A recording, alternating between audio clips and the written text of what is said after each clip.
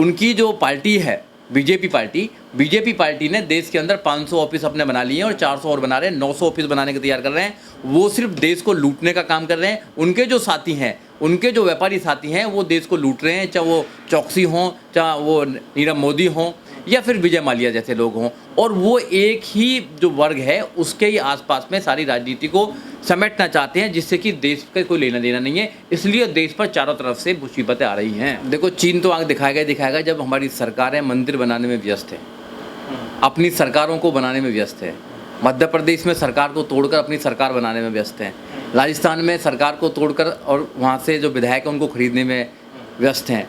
और एक मंदिर का ऐसे भव्य निर्माण कर लिया कि पूरे देश में दिखा दिया, पूरे दुनिया में दिखा दिया कि अब कोई परेशानी होने वाली नहीं है। ना चीन से कोई परेशानी है, ना कोविड-19 से कोई परेशानी है, ना एजुकेशन की कोई परेशानी है। दुनिया में अब कोई परेशानी नहीं रहनी चाहिए, देश में कोई परेशानी नहीं रहेगी, क्योंकि राम मंदिर बना दिया है। सुजीत सम्राट जी, आप पेशे से एक वकील हैं और आप हमारी दर्शकों को एक चीज बताइए कि जो रक्षा मंत्रालय से जो चीनी जो दस्तावेज गायब हो रहे हैं, लगातार जो सिलसिला चल रहा है दस्तावेज गायब होने का, वो कुछ समझ में नहीं आ रहा है जनता को। आखिर किस रुख में ले जाने के लिए कार्य कर रही है मोदी की सरकार, क्या बताना चाहेंगे? देखो, जब जो सरकारें होती हैं, सरकार जब बैकफुट पे आने के लिए तैयार होती है या फिर लोग को लगता है कि जो फाइल से कुछ उनका जो चरित्र है वो दिखाई देगा, तो वहाँ पर फाइल को गायब कर दिया जाता है। फाइल पहली बार गायब नहीं हुई है। जहाँ वो राफेल का काम हो वहाँ भी फाइल गायब हो जाती है। उसके बाद में अगर विजय माल्या की बात करें तो वहाँ भी फाइल गायब होती है। तो ये फाइल गायब करने का ये सरकार की मिलीभगत होती है। सबसे पहले तो अगर कोई भी डॉक्यूमेंट्स अगर गायब होता है तो उसमें FIR होनी चाहिए और उसकी इन्वेस्टिगेशन होनी चाहिए कि भाई किसके माध्यम से ये फाइल गायब हुई है, और जो दोषी हैं उनको जेल में पहुँचाना चाहिए। मगर फाइल तो ऐसे लगा रखा है जैसे इन्होंने अपने घर की खेती समझ रखी है। वो जो डॉक्यूमेंट्स होते हैं वो सरकार के डॉक्यूमेंट्स हैं, वो भारत के डॉक्यूमेंट्स हैं, वो नहीं गायब होने चाहिए। अगर गायब भी हुए हैं तो उनकी लायबिलिटी फिक्स होनी चाहिए कि किसके कस्टडी में थे और किसकी कस्टडी से वो गायब हुए हैं। FIR होनी चाहिए और CBI जांच होनी चाहिए इस पर। अब सर, सवाल ये भी उठ रहा है कि जब पुलवामा का जब हमला हुआ था तो भारत ने सर्जिकल स्ट्राइक कर दिया था पाकिस्तान के ऊपर, लेकिन जब लद्दाख की बातचीत की जा रही है, गलवान की जब बातचीत की जा रही है, जिसमें हमारे 15 जवान जो शहीद हुए हैं, उसको देखते हुए अभी तक कोई सर्जिकल स्ट्राइक का मामला सामने नहीं आया है। कुल मिलाकर के मोदी की जो सरकार है वो चीन से इतना घबराई हुई क्यों नजर आ रही है?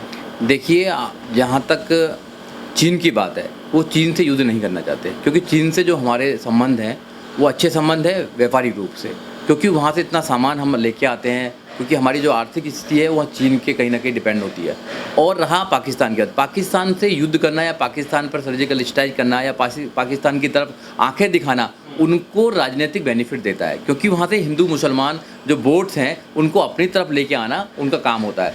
वो हमेशा से पाकिस्तान की बात करते हैं। पाकिस्तान से उनकी लड़ाई करना एक प्रकार से उनकी सरकार को सुनिश्चित करना है। जो राजनीतिक रोटी है वो राजनीतिक रोटी सेकते हैं और हिंदू मुसलमान उसको आराम से कर देते हैं। जो पोलराइजेशन है वो कर लेते हैं आराम से। तो यहाँ देखना पड़ेगा जो हमारी विदेश नीति है वो कहीं ना कहीं सही नहीं है, क्योंकि हमें डायलॉग करना चाहिए। अगर वो चीन की सेना वहाँ पर आ रही है तो हमें चीन की सेना से डायलॉग करना चाहिए और शांति से इसको निपटाना चाहिए।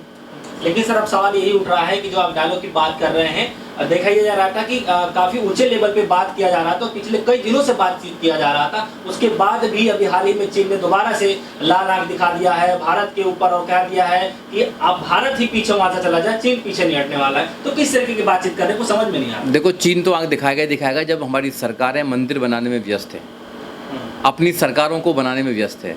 मध्य प्रदेश में सरकार को तोड़कर अपनी सरकार बनाने में व्यस्त हैं। राजस्थान में सरकार को तोड़कर और वहाँ से जो विधायक हैं उनको खरीदने में व्यस्त हैं। और एक मंदिर का ऐसे भव्य निर्माण कर लिया कि पूरे देश में दिखा दिया, पूरे दुनिया में दिखा दिया कि अब कोई परेशानी होने वाली नहीं है। ना चीन से कोई परेशानी है, ना कोविड-19 से कोई परेशानी है, ना एजुकेशन की कोई परेशानी है। दुनिया में अब कोई परेशानी नहीं रहनी चाहिए, देश में कोई परेशानी नहीं रहेगी, क्योंकि राम मंदिर बना दिया है।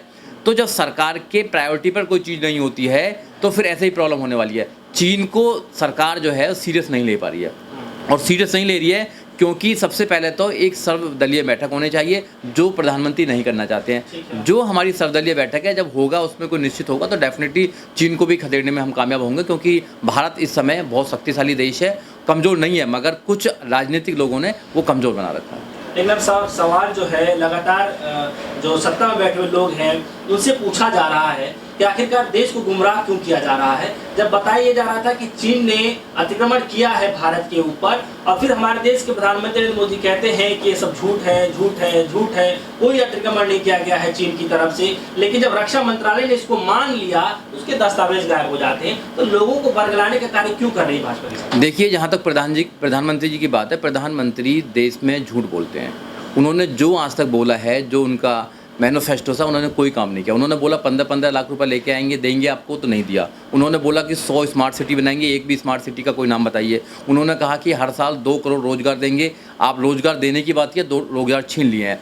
प्रधानमंत्री जो बोलते हैं वो बिल्कुल झूठ बोलते हैं। तो प्रधानमंत्री ने देश से ये भी झूठ बोला कि चीन की सेना ने हमारी जो सीमा है उसके अंदर नहीं आई है, जबकि रक्षा मंत्री ने उसको क्लियर कर दिया है। और अब फाइल गुम हो जाती है। फाइल गुम होने का ये तात्पर्य है, और लोगों से को ये समझना चाहिए कि जो सरकार है, ये सरकार जो मुद्दे हैं, जो आपका विदेशी मुद्दे हैं या विदेशी पॉलिसी है, उस पर काम नहीं कर रही है। और ये सिर्फ अपनी राजनीतिक रोटी सेकने के लिए, अपने ऑफिस बनाने के लिए, क्योंकि जो मोदी जी हैं उनकी जो पार्टी है बीजेपी पार्टी ने देश के अंदर 500 ऑफिस अपने बना लिए हैं और 400 और बना रहे हैं, 900 ऑफिस बनाने का तैयार कर रहे हैं।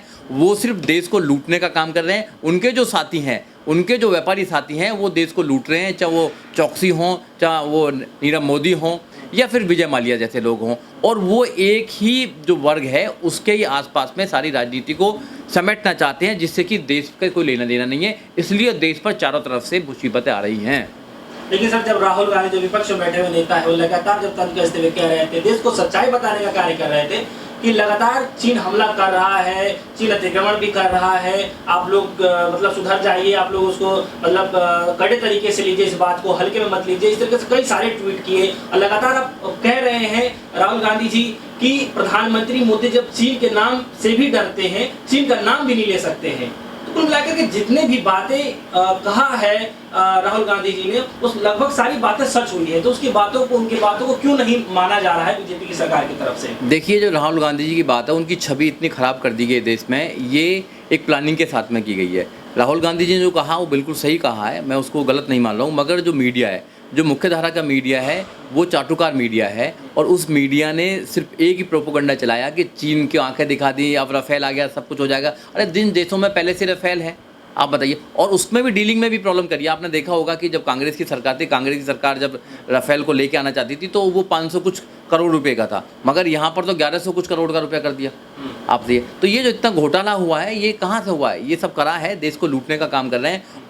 और नेताओं को, राहुल गांधी की बात नहीं है, जितने भी विपक्ष के नेता हैं उनको सीरियस नहीं लेते हैं ये लोग, उनकी बात नहीं मानते, उनको कमज़ोर किया जा रहा है। और मीडिया ही इनकी बात करती है, मीडिया प्रोपोगंडा चला रही है। मीडिया जो काम है, मीडिया का जो मुख्य धारा का मीडिया का काम है, वो बिल्कुल नहीं कर रही है। वो सिर्फ देश के लोगों को एक नई पिक्चर दिखाना चाहते हैं, और पिक्चर दूसरी है। रियली में जो चीन है, चीन हावी हो रहा है भारत के ऊपर, जो नहीं होना चाहिए। आज भारत बहुत ही ताकतवर देश है, भारत के अंदर सब कुछ चीज़ है। वहाँ की सेना बहुत ताकतवर है, लोग ताकतवर है, हर चीज़ ताकतवर है। मगर जो देश की सरकार है, वो कहीं ना कहीं उसका मनोबल टूटा हुआ है। वो अपनी राजनीति को सुनिश्चित करने के लिए कोई ऐसा कदम नहीं उठाना चाहती जिससे कि उनकी राजनीतिक रोटी कामयाब ना हो सके या सेक ना सके।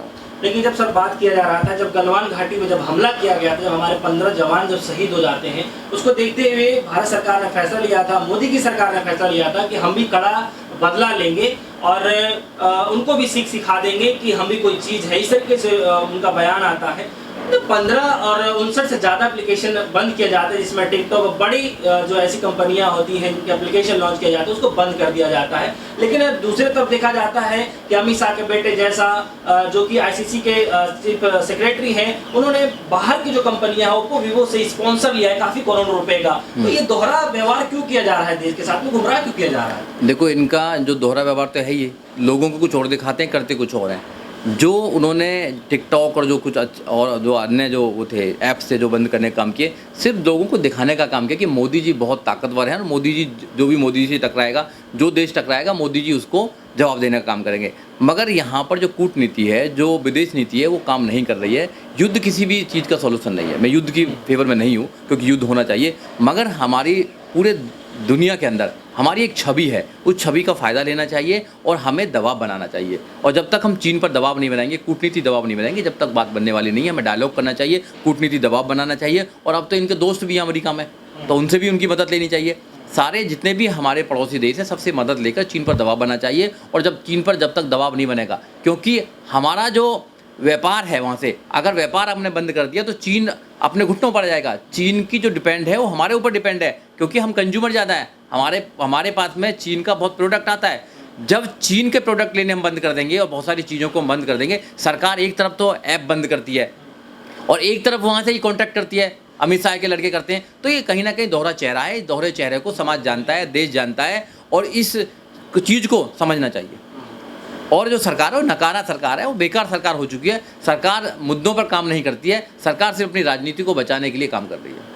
लेकिन सर, जब भी बात किया जाता है चीन को देखते हुए कि साधारण प्रधानमंत्री मोदी जी आएंगे, आज लाइव आ रहे हैं, हो सकता है जो देश को संबोधित कर रहे हैं वो चीन को लेकर के कभी बोलेंगे, लेकिन जब भी चीन पे चाहे कोई भी सीमा विवाद की बात की जाती है तो स्किल इंडिया लेकर के आ जाते हैं, चाहे नई शिक्षा नीति की बात करने जाते हैं, कभी राम जन्मभूमि की बात करने लग जाते हैं, तरह तरीके के नए लेकर के आ जाते हैं, लेकिन कभी चीन को लेकर के चाहे सैनिकों को लेकर के आज तक कभी कुछ कहा नहीं है, जो लोगों को उम्मीद जता करके बैठे हुए होते हैं। ऐसा क्यों कर रही है भारत की सरकार, मोदी की सरकार? देखिए, जो उनका 56 इंच का सीना है वो अब दिखाने का समय है, मगर वो दिखाएंगे नहीं, क्योंकि उनको पता है कि जो मेरे 56 इंच का सीना है वो मैंने झूठ लोगों से बोला था। इतना का सीना नहीं है मेरा, मैं चीन का मुकाबला नहीं कर सकता हूँ, वो नहीं कर सकते, मगर देश कर सकता है मुकाबला। तो वो नहीं चाहते कि उनकी सरकार पर कोई ऐसा धब्बा लगे, उनकी सरकार बैकफुट पर आए, वो ऐसा कोई काम नहीं करना चाहते। वो अपनी ज़मीन के अंदर चीन सैनिकों को घुसा लेंगे, सब कुछ कराएंगे, मगर देश से झूठ बोलेंगे। तो ये जानबूझकर हो रहा है। ये समाज को, देश को, पूरी दुनिया को ये दिखाने का काम कर रहे हैं मोदी जी। मोदी जी बहुत ताकतवर हैं, मगर सच्चाई में वो ताकतवर नहीं है, अंदर से खोखले हैं। उन्होंने देश को कमज़ोर किया है, कहीं ना कहीं जो कूटनीति है उसको कमज़ोर किया है, विदेश नीति को कमज़ोर किया है। और जो विपक्ष का जो अब कोई भी अपनी आवाज़ निकालता है उस पर वो झूठे मुकदमे लगाते हैं, उसको जेल में डालने का काम करते हैं, ईडी लगाते हैं या सीबीआई की जांच करते हैं। तो उन्होंने विपक्ष को भी कमज़ोर किया है, देश को कहीं ना कहीं कमज़ोर करने का काम किया है। और जब देश कमज़ोर होता है, देश के अंदर शांति नहीं होती है, भाईचारा नहीं होता है, तो वहाँ पर जो देश का प्रधानमंत्री है कहीं ना कहीं वो अच्छे फैसले नहीं ले पाता। और यहाँ भी मोदी जी अच्छे फैसले लेने में सक्षम नहीं है। अगर अच्छे फैसले लेने में सक्षम होते तो डेफिनेटली वो चीन को जवाब देते या कूटनीति जवाब देते।